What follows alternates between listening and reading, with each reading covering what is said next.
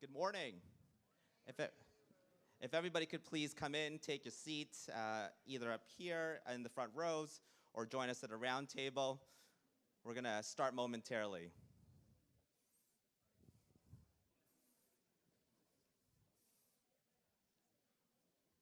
Okay. Good morning. On behalf of Waterfront Toronto and the Sidewalk Labs team, welcome to our public roundtable on the Sidewalk Toronto project. Now, this session is being recorded live and will be available on both the Waterfront Toronto and Sidewalk Toronto Facebook and YouTube channels. I want to welcome the viewers who are joining online and watching through the live stream right now. And I want to thank all of you for taking the time to be with us here this Saturday morning.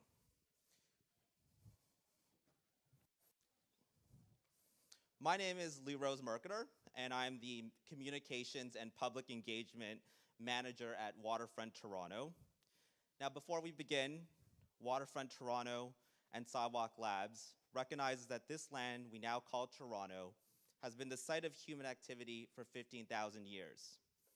It is a traditional territory of the Anishinaabe and the Haudenosaunee, the Wendat, and most recently, the Mississaugas of the New Credit First Nations. This land is the subject of the Dish with One Spoon Treaty, which asks us to care for and share peacefully in the resources around the Great Lakes. We are mindful of the history of broken treaties and of the urgent need to work continuously towards reconciliation. And we are grateful for the opportunity to live and work this land. Our agenda for today is as follows. This plenary session will run for approximately 1 hour, where you will hear from Waterfront Toronto, the City of Toronto's Waterfront Secretariat, and our innovation and funding partner for Quayside, Sidewalk Labs. We will then move towards a series of 4 breakout sessions focused on the Quayside site plan and transportation, social infrastructure, housing affordability, digital governance, and sustainability. These 4 identical sessions will be available starting at 10:40 a.m., 11:40 a.m., 3:10 p.m., and 4 p.m. Now, since our last roundtable held in mid-August, it's about 100 days ago, we have been focused on reaching out across the city. We've been listening, we've been learning, we've been engaging with you through a number of public engagements. And the feedback we received through these consultations and reports have helped shape the work of Waterfront Toronto and Sidewalk Labs, and our teams have been planning this Quayside neighborhood. I just want to run through some high-level things that came out of that engagement process. And one of the first ones was the Residents' Reference Panel, who released an interim report that identified a series of guiding values and opportunities in 6 areas. And they focused on public oversight and innovation, an accessible and inclusive public realm, safe, efficient mobility options, responsible data use, being smart and sustainable, inclusive and affordable. And I know in the audience here today we have a few members of the reference panel, and I wanted to thank them for all their hard work. And we're looking forward to your final report in the new year.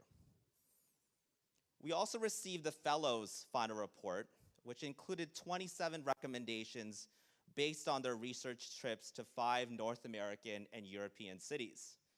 The highlight of the report included setting ambitious targets for affordable housing, detailed recommendations on a civic data trust, and partnering with our Indigenous communities in the design and programming of Quayside. And I understand that we have some of our fellows here today as well, and they're available outside to answer your questions and to also speak more about the report. So I encourage you to go over there and meet with them. Finally, those 2 reports are also available online on our website, so come visit us on sidewalktoronto.ca. Now, finally, in September, we hosted a series of intimate workshops called Design Jams. Nearly 100 community members and subject matter experts sat with members of our project team, and they helped advance some of the initial thinking on vertical living, water connections, and people on wheels. Recommendations included strategies to building a strong sense of community for everyone, breaking down physical and social barriers to accessing the waterfront, and building a dedicated network of separated bike lanes.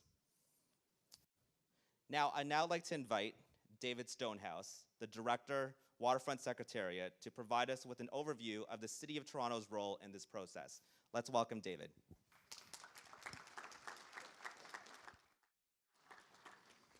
Good morning and welcome on behalf of the City of Toronto and my colleagues with the federal and provincial governments. As you know, the City and the federal and provincial governments, through a government staff coordinating body known as the Waterfront Revitalization Initiative Intergovernmental Steering Committee, is closely monitoring this project.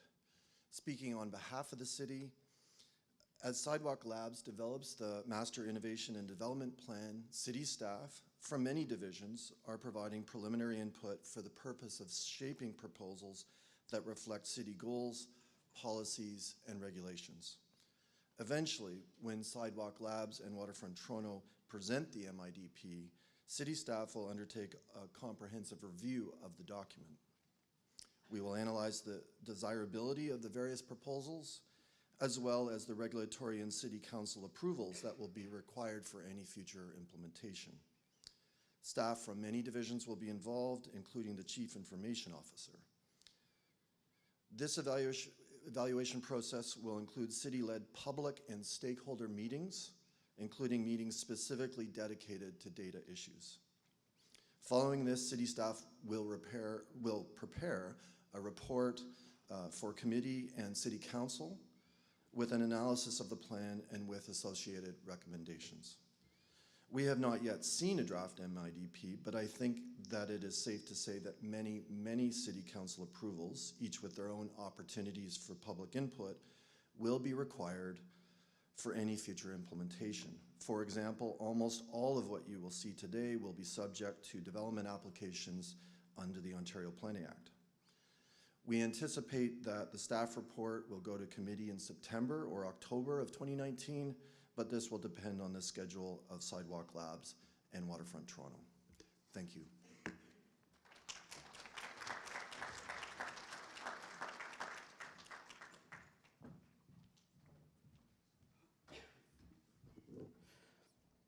David, thank you so much to the City of Toronto and for the continued support of our partnership in revitalizing our waterfront.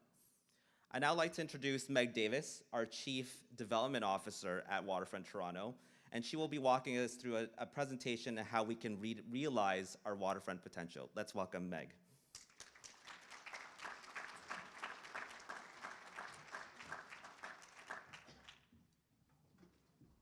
Thanks, Lee Rose. And I also wanted to thank David on behalf of the city for coming this morning and explaining the very important role governments have in this project. So today is about looking ahead. We're going to present some very compelling materials to you. We're excited to do that with Sidewalk Labs and see what your reaction is throughout the day.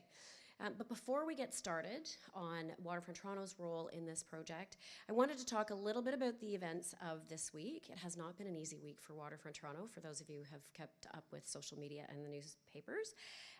On Wednesday, the Auditor General released her annual report, and of 14 agencies, Waterfront Toronto was one of those, and we've been working with the auditor since January on that effort. We found that the auditor's recommendations were very constructive, and we're well on our way to implementing all of them. I wanted to talk about 3 elements of her report that she highlighted, and just to make some quick notes of clarification. Firstly, with respect to market soundings, you know, this project isn't about procuring photocopy paper or pens. This is a very complicated project and one that's very important to the city and the province and, in fact, the country. So we needed to do what we call market soundings, where we go out to the market and we test ideas, we look for interest. We want to create a market space where we can get as many bidders as possible. So we did that. We spoke with over 50 companies in the process of leading up to the RFP. It helped us shape our RFP and what we were looking for, and brought a lot of players to the table. So I wanted to comment on that. The second one is about information that was shared prior to the RFP. As part of the market soundings, it's very common to provide information that is both publicly available or readily available through us as a public agency, so we did that. We provided a lot of different pieces of information to different companies who were interested in Quayside, and we did so quite readily, and that is part of a good procurement process. And then finally, on the last item that I wanted to highlight from the AG's report, which is that the RFP was rushed. And in fact, the auditor focused on the first phase of the RFP, which is where we sort of qualify the bidders. The process itself was a two-part process, and it in fact was 158 days. It's the second longest procurement we've ever done at Waterfront Toronto. And in fact, not one of the bidders that were in the process asked for an extension on time. And that happens quite frequently in our processes, and whenever we're asked for an extension, we always give it. So just wanted to be clear on that. It was not a rushed process. And finally, on behalf of all of my colleagues at Waterfront Toronto, I wanted to thank our members of the board who are departing, Helen Burston and Merritt Gertler. Their years of service on our board, guiding revitalization on the waterfront has been invaluable to not only Waterfront Toronto, but to Torontonians, Ontarians, and Canadians. So we thank them for that.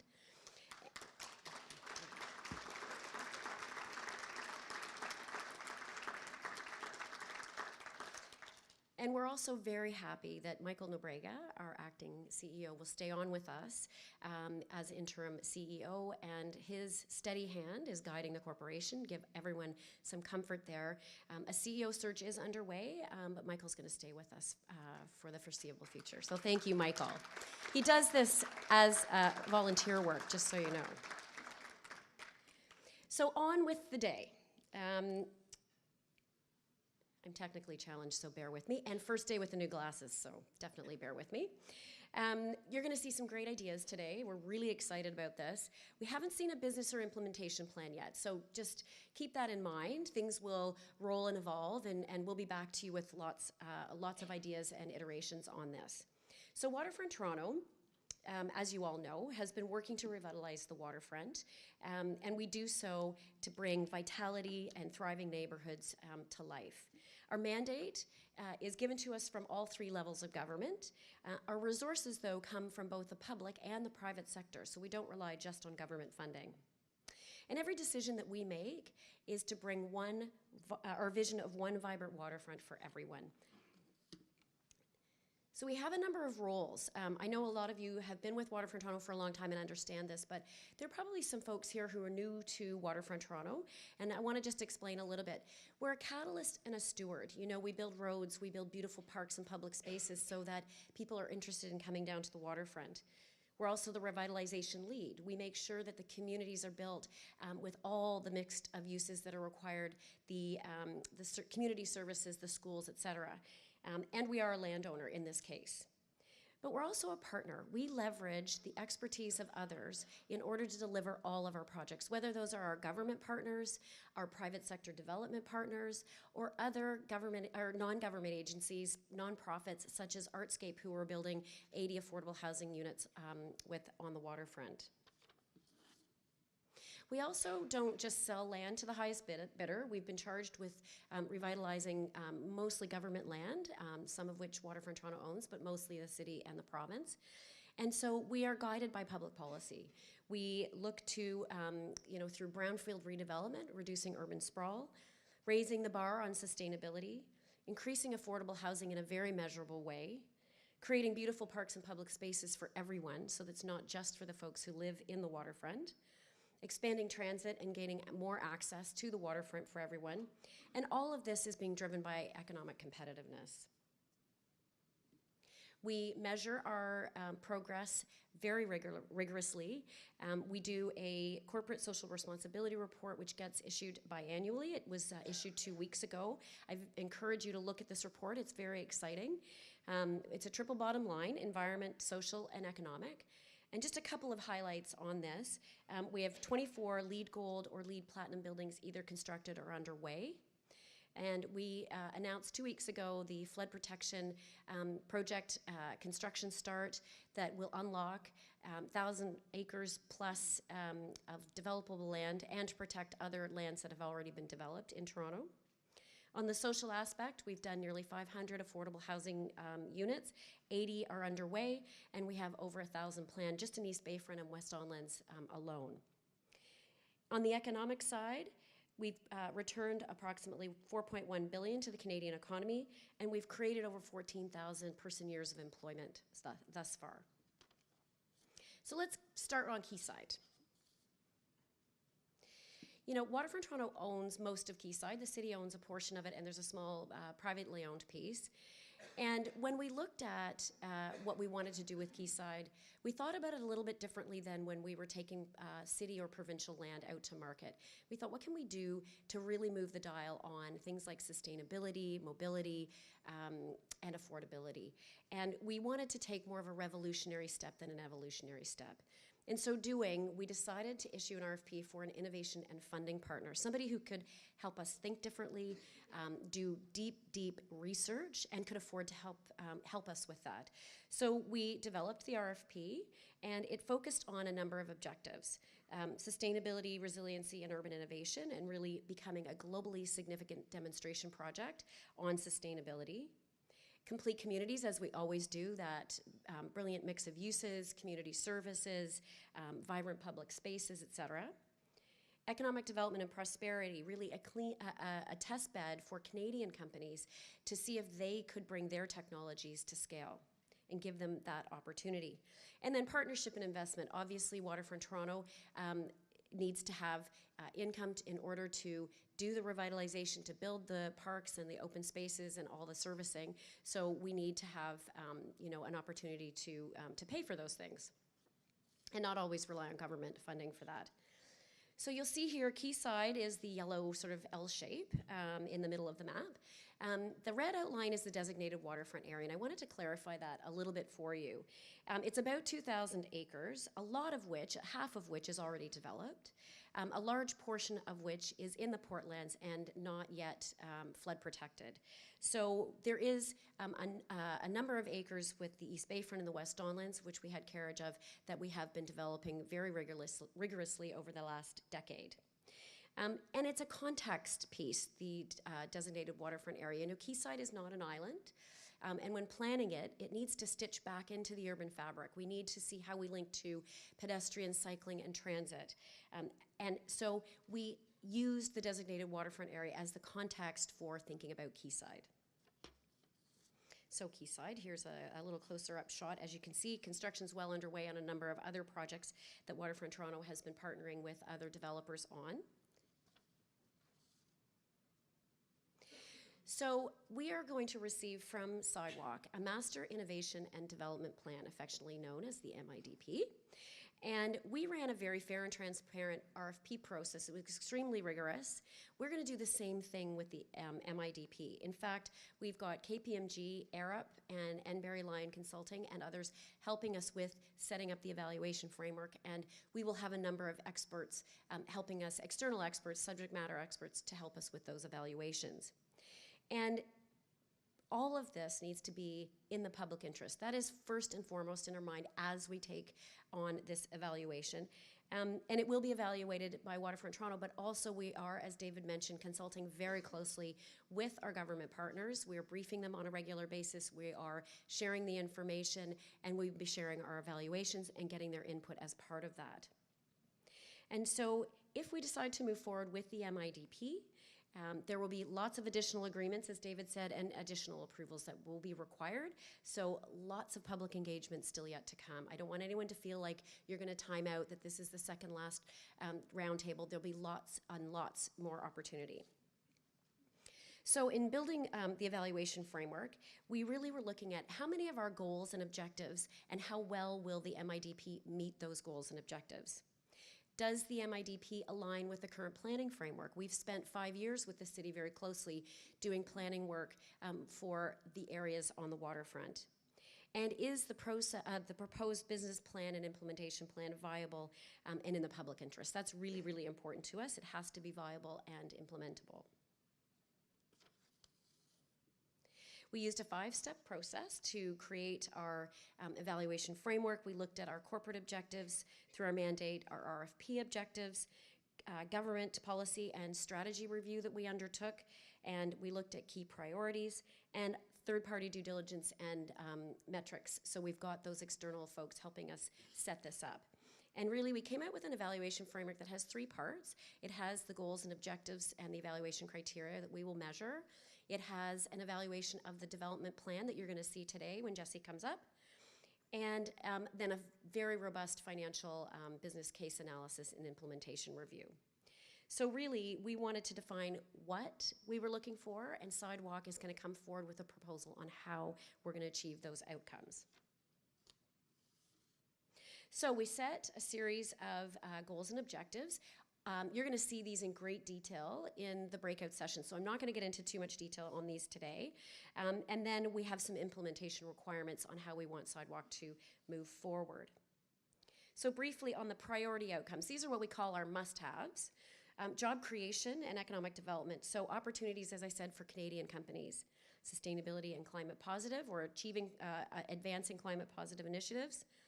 Housing affordability, a minimum is to meet or exceed our obligations to our government partners, but also to propose additional purpose-built rental and opportunities for different tenures, as well as addressing middle income. On new mobility, we're very interested in electronic vehicles, but we're also interested in what opportunities there might be in the future of autonomous vehicles. And then, of course, the connection to transit, that last mile. And then urban innovations, there will be things that we think Sidewalk will propose that we didn't actually ask for, but that might be of huge interest and benefit to the project, in the public interest, and to Torontonians. So we want to be able to evaluate those as well. In terms of implementation requirements, these are the things we need Sidewalk to do. I'll talk about data privacy in a minute. Public engagement. We want, of course, to continue the deep involvement of the community that we, as Waterfront Toronto, have always aspired to. Go way beyond statutory requirements for public engagement, but also a plan for the feedback loop. Once people are living in Quayside, how do they feel about it? Is it working? And we need that sort of deep engagement as we go forward. Local developer participation. This is something we're pushing Sidewalk on. We're very, this is very important to the project. We have one of the most incredible development communities in the world. Very, very experienced, and we need to take on that experience and bring that to the table. So we're asking Sidewalk to consider that. Design excellence, of course, we have our design review panel that will all be part of the process. They have a meeting, I think, next week. And then the partnership model. Obviously, as I said, Waterfront Toronto needs to ensure that this is economically viable and returns benefits to the public and the public sector. Just on data governance, Christina Werner is here. She's going to be running the data breakout session. She's going to give you a lot more detail, but I wanted to highlight this one because it seems to be incredibly important. Well, it is incredibly important, and we are addressing it head on. So we're looking to Quayside. You know, we're sort of hosts of this conversation. We've never said we were the experts at this. We've brought lots of experts to the table. We want to host the conversation. We want governments, and we want experts to help us figure this out. So really, it's a venue for moving forward on this agenda. So new global standard for data governance, compliance obviously with all existing laws, but we want to go beyond that. Meaningful consent on data collection, data minimization, collecting as little data as possible to make projects work. Data security and privacy. So we have committed very publicly not to share personal information with third parties, alphabet companies, Google companies, we've said that, not to be used for advertising, and to have privacy by design embedded. And Sidewalk is on side with all of these things. And then a commitment to accountability on ethical use of technology and shared benefits of data. So Christina will give you a little bit more information on that breakout session. So to wrap up, we really are about accountability and transparency. I think those of you who know us well understand this. The feedback that we get from all of you informs the plan as it goes forward. It also informs how we evaluate the plan, and I want to assure you that we will be listening very carefully. Before we receive the MIDP, we are sharing these criteria. We've already shared it with our Quayside Stakeholder Advisory Committee, the Waterfront for All, our government partners. The Digital Strategy Advisory Panel will be reviewing these next week, and ultimately the evaluation framework will be approved by our board in the new year. So I want to assure you that this is a very robust evaluation process. Finally, here's a look at the timeline. This is the current timeline that we have. Obviously, public consultation will continue throughout, as well will be consultation with our government partners. We anticipate having a draft of the MIDP around the end of the first quarter, early of the second quarter, and then a final proposal on the MIDP sort of at the end of the second quarter, and that will include public feedback. Then Waterfront Toronto will do a detailed evaluation and bring that back to our government partners for their input, and then ultimately to our board should we decide to proceed. And then, as David mentioned, the city will have its own public consultation process for you all to participate in.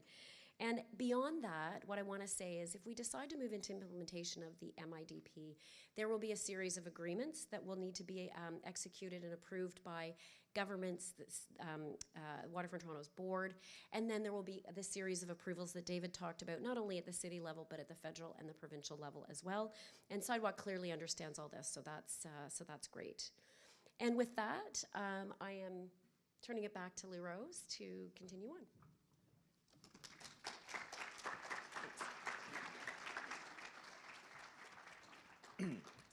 Thank you so much, Meg. And we're going to invite you back after for our question and answer period.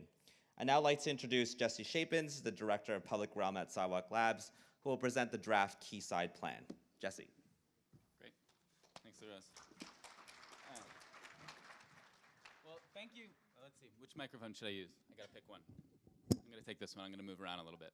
Well, thank you, everyone, again, for coming out on a Saturday morning, beautiful snowy day, to spend time to really kind of participate and provide your input on this important project. So as we were talking about here, we're really excited to share the draft plan for Quayside. This has really been an evolution over the course of the last year. All the public input that has been given into this project, we hope that you're starting to see a lot of that come together in the detailed plans that we're now starting to share. Before diving into the plan, though, I did just want to provide a brief reminder on who Sidewalk Labs is and why we're here. So our mission, as you can read up here, is to combine urban design with technology to take on the challenges that are facing great cities like Toronto today. Challenges like sustainability, affordability, mobility, and economic development. And this approach is fundamentally rooted in creating inclusive neighborhoods, the type of complete communities that Meg spoke about in the Waterfront Toronto has been building. What we focus on is really focusing on people. None of this is tech for tech's sake. What you're going to see today, is nothing like a science fiction like the Jetsons or some kind of dystopia like Black Mirror. That's not at all what we're about. That's not about what we want to do at Quayside. As I said, it really is about starting with people. We really recognize that the built environment and the social environment, it's fundamental to community well-being, and that's the heart of what we do in our work. We start with people, residents, visitors, workers, and everything that we do. Part of this is also a commitment to ensuring that historically disadvantaged groups have access to jobs, and that we really have diversity in any of our procurement processes. This also includes commitments to affordable housing, which we're going to spend a lot of time talking about today, but also affordable transportation, retail, and food options. It includes a commitment to Indigenous reconciliation, and includes commitments to ensuring that the neighborhood is accessible for all. And I did also just want to share a little bit about Sidewalk's role. It's important to understand how we work and sort of who we are as an organization. Really what we're focused on is developing a financial model for the public and the private sector to work together to create the type of inclusive community I've described. The role that we then play can be tied to contributing to innovative infrastructure. It can be tied to enabling technologies that improve quality of life. It can be tied to focusing on catalyzing economic development. And it can also involve limited real estate. As Meg pointed out, we are also very excited to and plan to work with local development partners. The long-term interest of Sidewalk is not to be a real estate development company. In the context of Quayside, we might take on some development because we were comfortable taking on a significant risk to prove out and demonstrate that this is a financially viable, replicable model to have this type of impact. And so as Meg has outlined, you've heard these significant kind of priority outcomes that Waterfront Toronto has put forward. We think this is a fantastic evaluation framework, and this is something that we have found clear, inspiring, and is really the structure that has been driving our work. So I wanted to kind of walk you through, before we get into the details of the site plan itself, the specific initiatives that we are proposing for Quayside that we believe can help achieve and maybe even exceed some of these ambitious goals that Waterfront has set out. It is really these public policy outcomes that are driving all of our work. So let's start with job creation and economic development. So in the Quayside project, we believe that this can alone create over 9,000 new construction jobs in Ontario, and that the neighborhood itself can be home to 4,000 new jobs. One of the major things that catalyzes this is tall timber construction. You might have heard a lot about this already. It's something that we're incredibly excited about. Many people are. This is something that is just such an exciting time in the construction industry. It's just crazy. We can actually build tall buildings now out of wood that are safe and sturdy. And what's incredible is that this is something that has actually been, to date, primarily led by Europe. Whereas in Canada, this is just such an extraordinary opportunity for us, and that this project alone can really, really catalyze the Ontario industry to become a world leader. And I want to be clear, this is not just about the material. Wood itself is fantastic. It is a far more sustainable material, contribute to affordability, but this whole process is enabled by digital technology as well, from the front end of digital design through fabrication, and will really showcase and put Ontario at the forefront of this growing industry.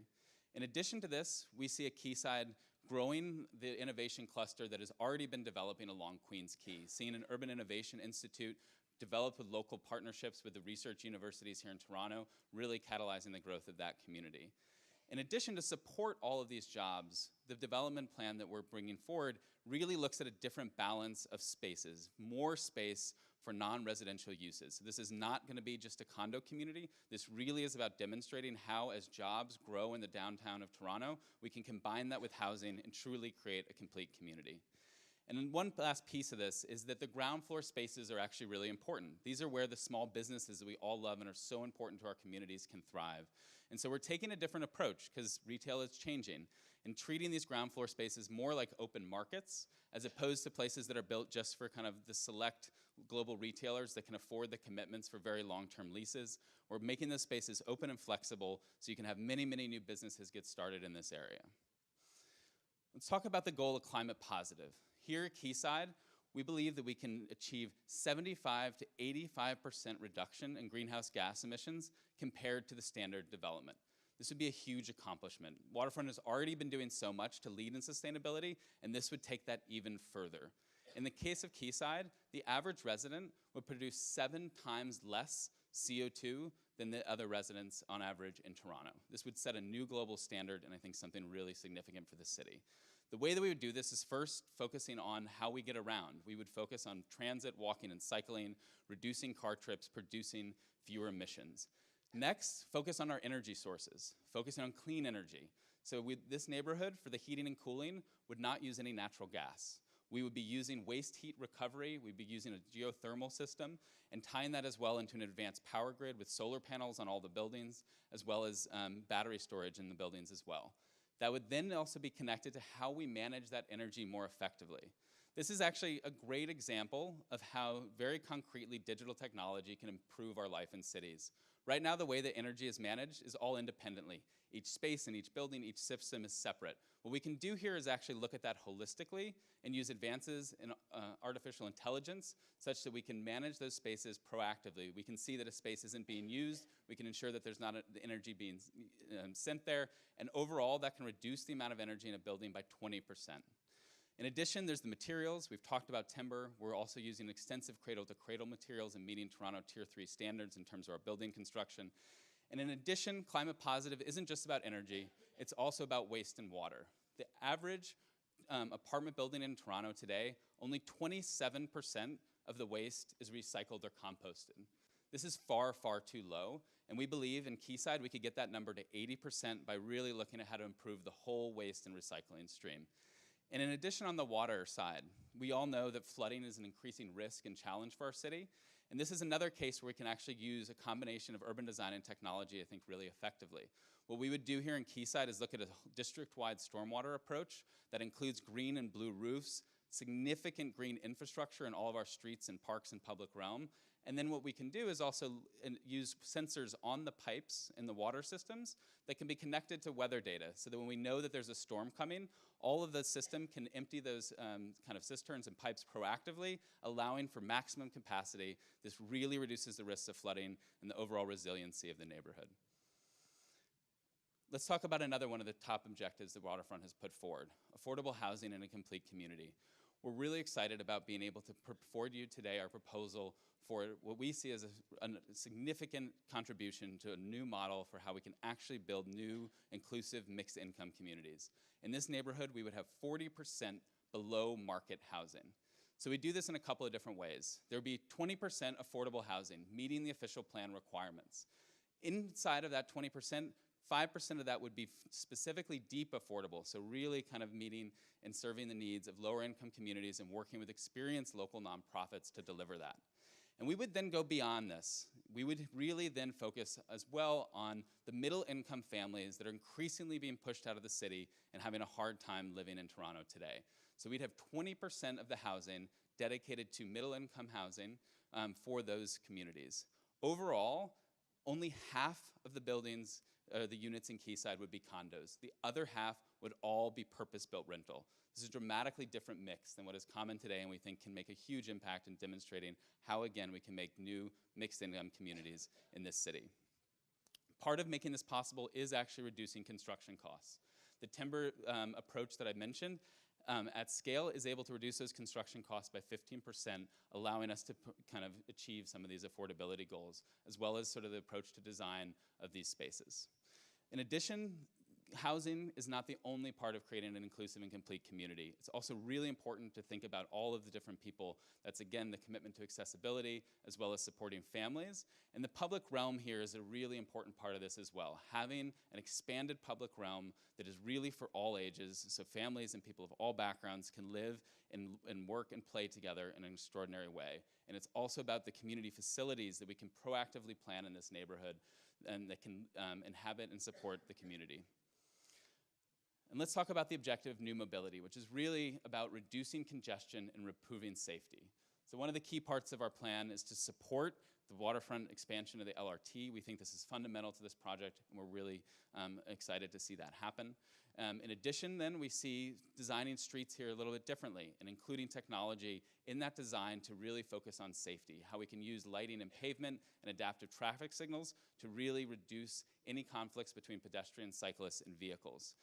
Part of that, of course, if you're changing streets, these are really important. We need to make sure they work for everyone. So part of this has been working very closely with the accessibility community. We've had a partnership with OCAD University's Inclusive Design Center to be running extensive workshops on these new ideas.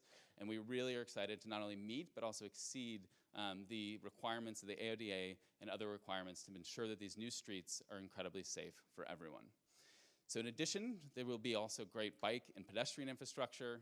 We'll share more about the details of Queens Quay, but actually expanding the Martin Goodman Trail, which we all love, but know could even be larger to make sure that all those cyclists can get through.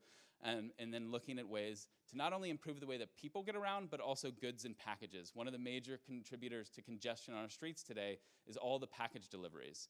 And so looking at how we can test something new here, where we actually have all packages delivered into one building, sorted and then delivered into the buildings in the neighborhood through robots moving in underground tunnels. And then we've also heard, importantly, about data privacy and digital governance as an implementation requirement, a must-do from Waterfront Toronto, which we strongly, strongly agree with. So we want to make something really clear. We've said this and want to reinforce this. We have no intent to own the urban data collected in this neighborhood.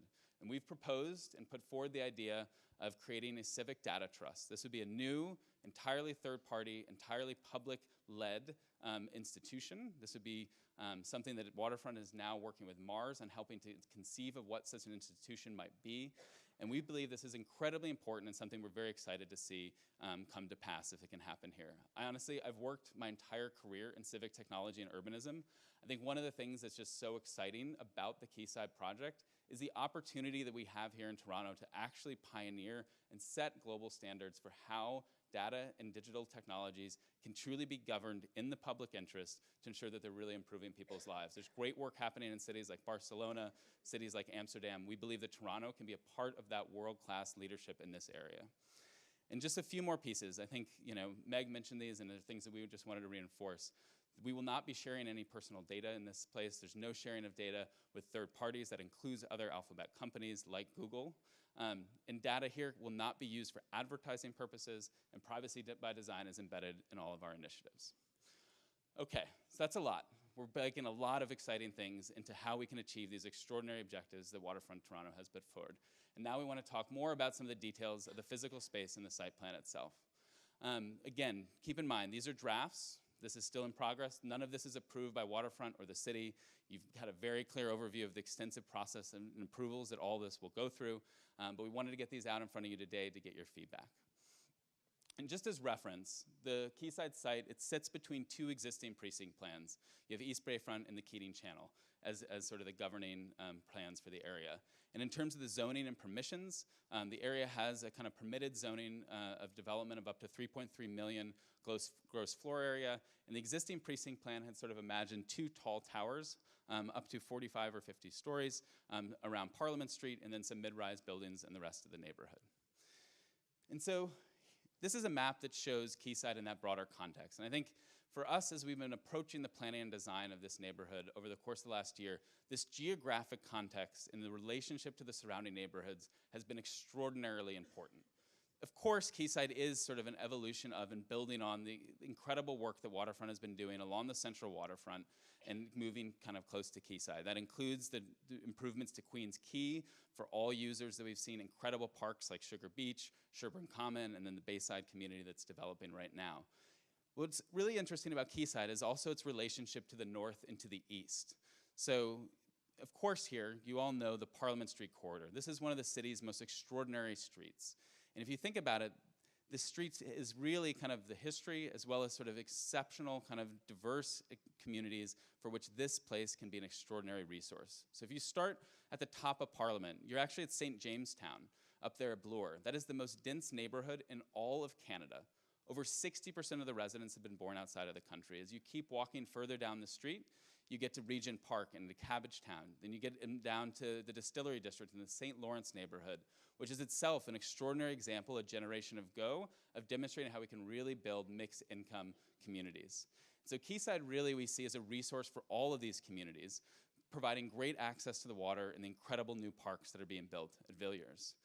And again, you've already heard a bit from Meg, and maybe you're already familiar with the incredible work that's happening out at Villiers Island and the renaturalization of the Don River. I have to say, like, I'm an urbanist nerd, and this is quite possibly one of the coolest projects that is happening in the entire world. The idea that right now in Toronto, an entirely new river is being dug and that a new island is being made in that process, the incredible ecological and social and cultural benefits that this creates is extraordinary.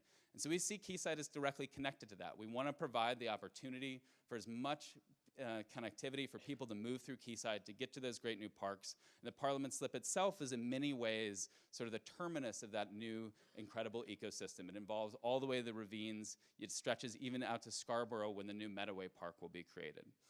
So that's a lot about the geographic context, but I really wanted to share how important the relationship of Quayside to these surrounding areas is in the way that we've approached the plan.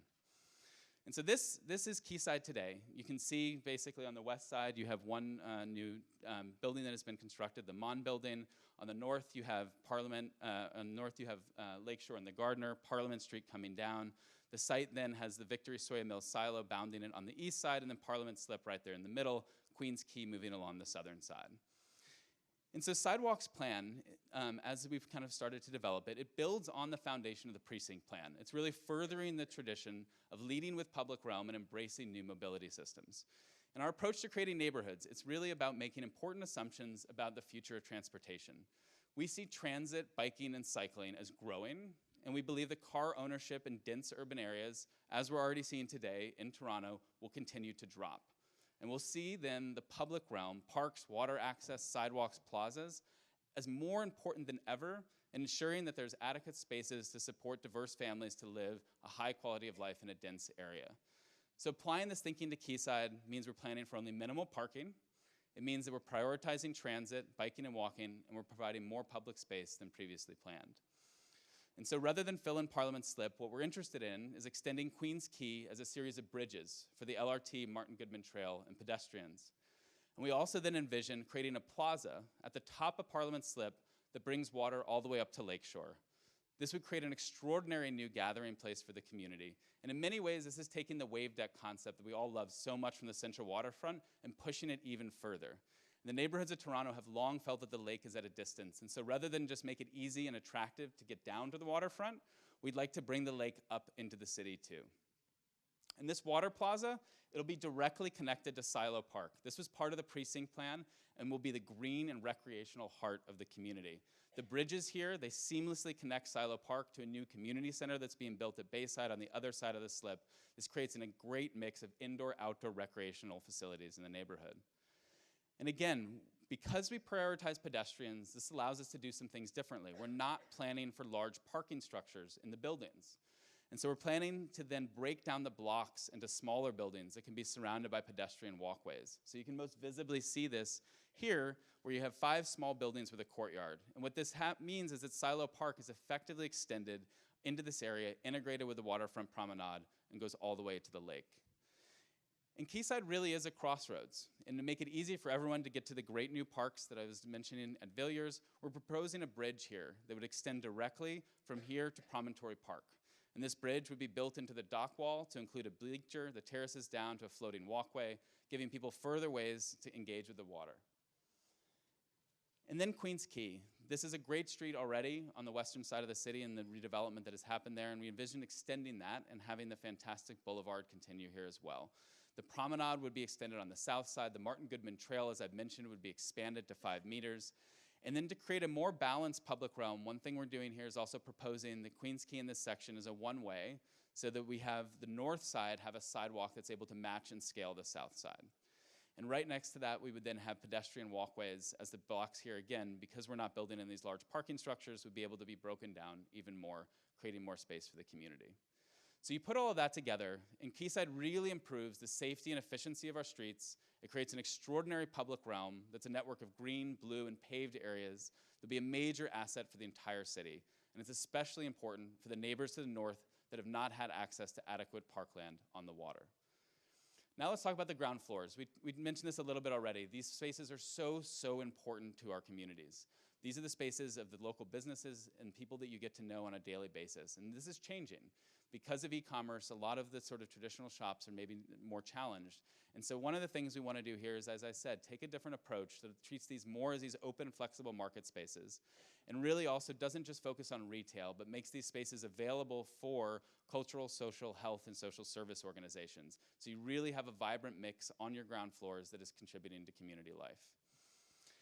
And as we also talked about, our approach to innovation here isn't just about the things that you see. It's also the infrastructure that you cannot see. And so that includes the things like the geothermal heating and cooling. It includes the solar systems that I mentioned. And this really allows us to push towards climate positive. And as I've said, all the buildings in Quayside are planned to be built in mass timber. So this area will look unlike any other. The architectural opportunities of this really are fantastic. Timber has been shown to improve health and well-being by giving people a great sense of connection to nature. So overall, as you can tell, the building mix at Quayside is different than a traditional development. Zoning would permit towers up to 48 stories, but again, we're proposing to do something novel here in Toronto. We're not asking permission to exceed those height limits. Instead, we're focused on keeping to 30 stories, which is the max height that timber technology supports today. And so you put this all together, and this is what the current site program and plan looks like in comparison to what the current zoning would permit. If we had followed the current zoning, what you would have is potentially just another Toronto neighborhood that is primarily residential with a little bit of space devoted to other uses. Here again, we're proposing a very, very different breakdown. You would have over 30% of the space devoted to different uses beyond residential, and within that residential, 40% of that space devoted to below market housing. And the economic development impact here is very significant, with those 9,000 new construction jobs and the nearly 4,000 jobs that will be located in the neighborhood. And again, I've said this a lot, but I just want to reiterate it. Our approach to Quayside does propose what is a very significant and a different approach to housing affordability that we think can have a huge impact as a model to hopefully be replicated in other parts of the city. That would be 20% of affordable housing meeting the official plan requirement, and an additional 20% focused on middle income families, with half of the housing purpose-built rental. So we've talked now a lot about the plan and the initiatives. Let's now look at what some of these spaces might start to feel like. This is a drawing of what that future Parliament Plaza might be. This is the experience of when you're standing on Lakeshore, you've just crossed underneath the Gardiner, and now you're actually confronted already with water. You have a water feature here at the middle that is able to allow for all ages play, for people to come together. You have the stoa spaces that are spilling out into this plaza space. You have a canopy that's protecting this environment from all seasons. That same canopy structure can allow for things to be suspended from it, allowing for public art installations and other community events. Overall, this space is sort of envisioned almost as like an open air theater where all sides of the space are flexible. This approach to Parliament Plaza does build on the existing precinct plan and the Central Waterfront Secondary Plan. It emphasizes the importance of significant destinations on the north-south streets, but it does propose important changes to the neighborhood roads. So this is an initial concept, and we want to make very, very clear that we're working closely with the city and Waterfront Toronto to begin analyzing alternatives. So just for your context, this is what the existing road network from the precinct plan does propose. It envisions filling in Parliament Slip and having Queens Quay extend as a roadway across that, and Parliament come down then at that intersection. This is then what we're kind of suggesting as initial concept would look like, where you do have Queens Quay as an area without any cars, as well as that Parliament space without any cars. We're then looking at alternatives now. Could Queens Quay continue as a road there and this all still be a great public space? Could Parliament continue down and still be a fantastic space? Could you still have the two roads together and create a fantastic space? We think that there's a real opportunity to do something extraordinary here, and we're very excited to work with Waterfront in the city to explore these alternatives. Here's then what Queens Quay now in this area might feel like standing on the north side. As I mentioned, we're considering a one-way here that allows us to have a much more generous sidewalk, similar to what you have on the south side of Queens Quay today on the western side of the waterfront. What this allows is a really different kind of pedestrian experience. You see here that this is a curbless street. There would be tactile indicators at the crosswalks to ensure accessibility for everyone, but the space is really designed for safer experience for the pedestrians. This also has significantly more tree plantings. This approach to Queens Quay would actually exceed the 40% tree canopy objectives that the city has set out, an incredibly ambitious number that we think is really exciting. And you also see some of the building raincoats that allow for weather protection in the seasons and these open stoa spaces connected to the street. This is then what that pedestrian walkway that I mentioned that is sort of right next to Queens Quay that is coming down and actually connects to a whole network of pedestrian walkways that are emerging from Yonge Street. This would come down and connect then into Parliament Plaza. This is sort of a main street for the neighborhood. It's something where you also have many safe spaces for kids to play. And now this is standing on those bridges walking out to Villiers and sort of passing through the Waterfront Promenade.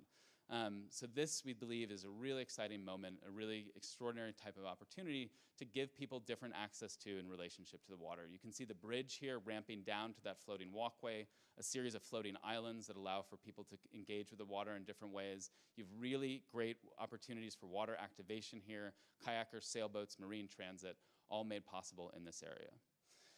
All right, so that's it. That's a lot. That's the sort of summary of the draft site plan that we wanted to share with you today.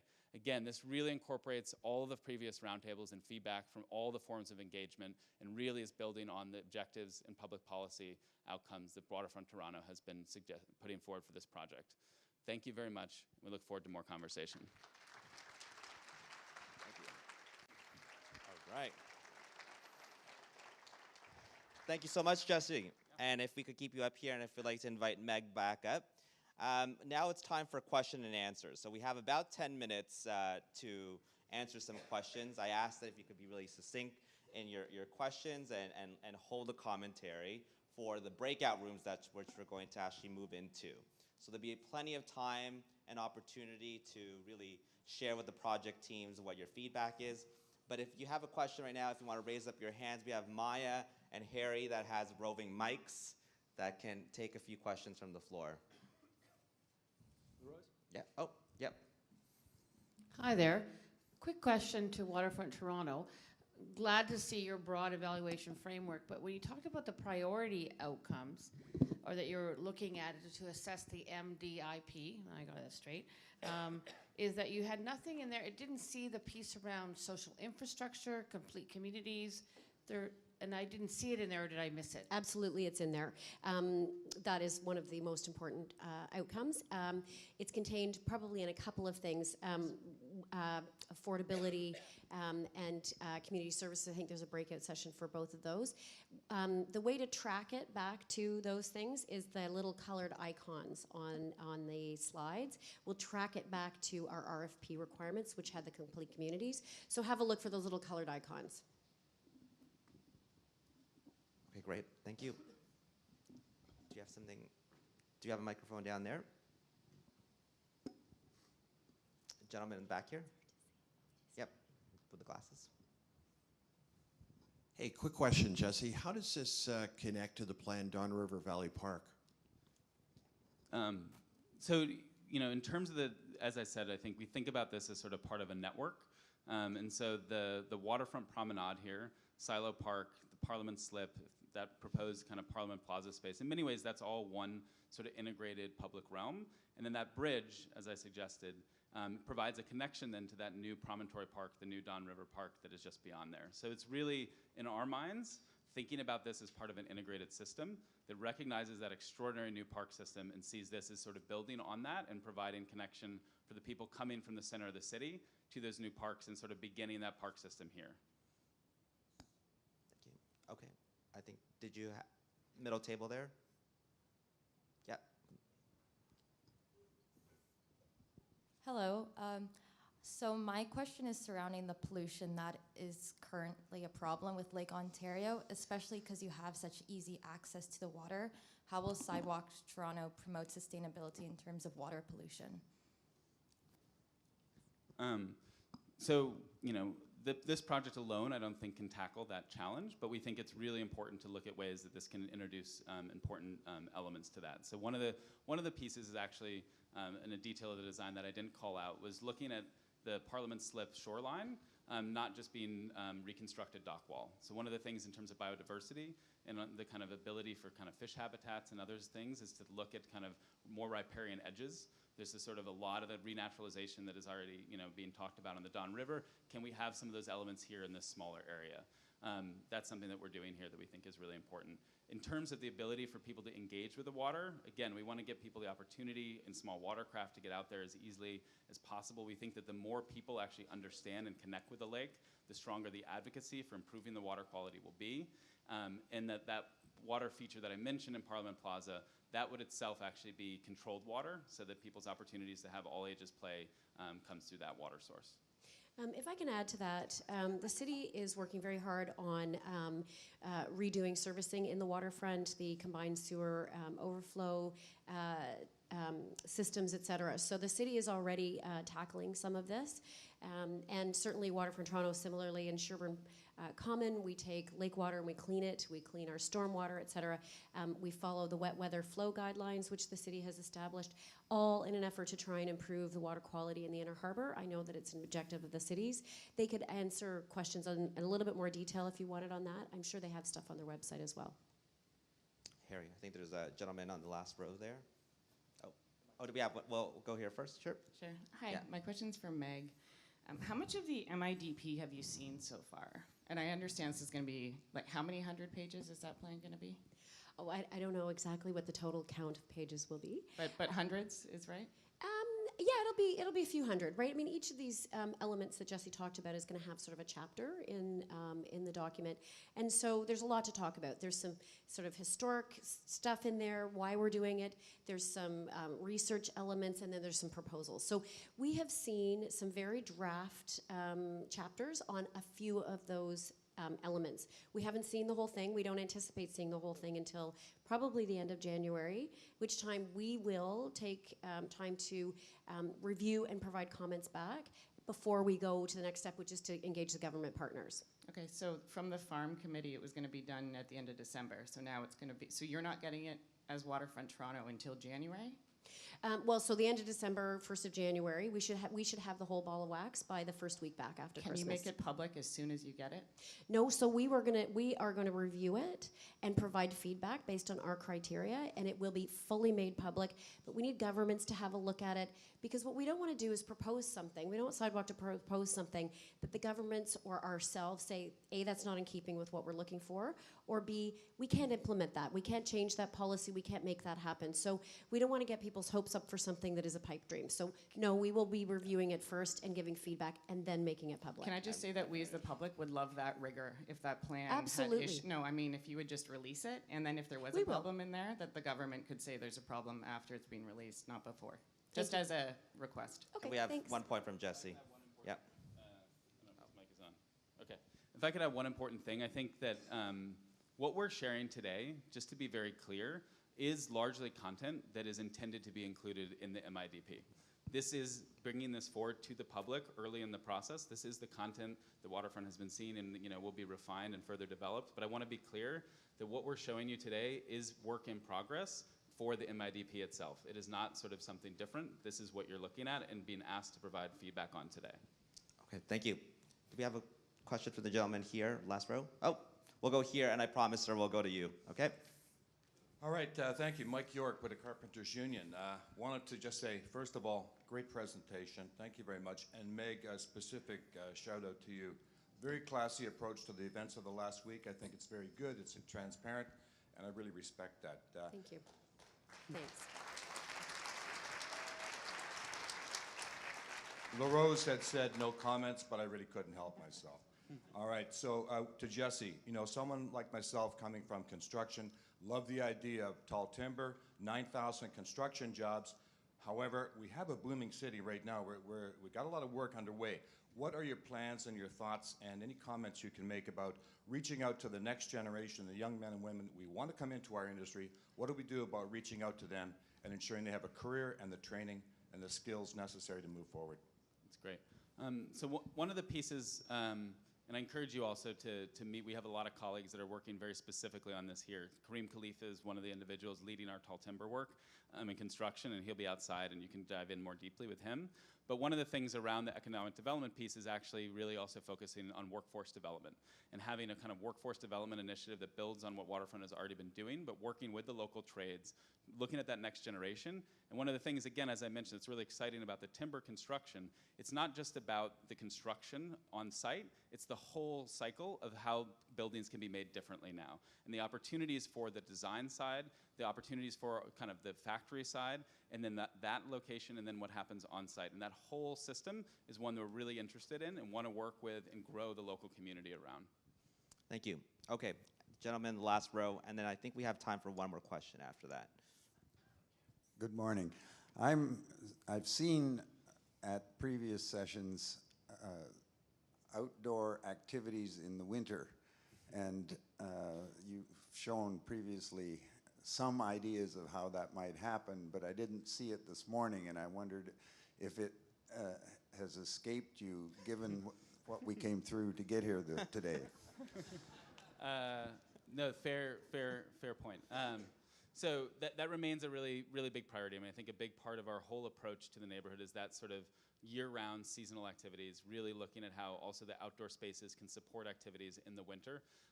The drawing of Parliament Plaza showed it in the summer, but as I mentioned, the idea of a canopy there that allows for kind of protection of the elements around the seasons. You saw some of the building raincoats is one of the concepts that we're looking at for kind of more street conditions that allow for more activities across the shoulder seasons. And we actually really believe that it's also just about programming and working, and there's amazing work already happening now in the City of Toronto and the Parks, Forestry and Recreation, looking at how you animate spaces in the winter with diverse programming, and we want to make those types of opportunities possible here. Thank you. Last question. Lady in back there. Yeah.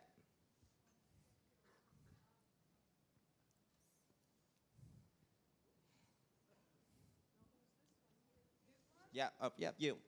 You say, yeah. Thank you so much.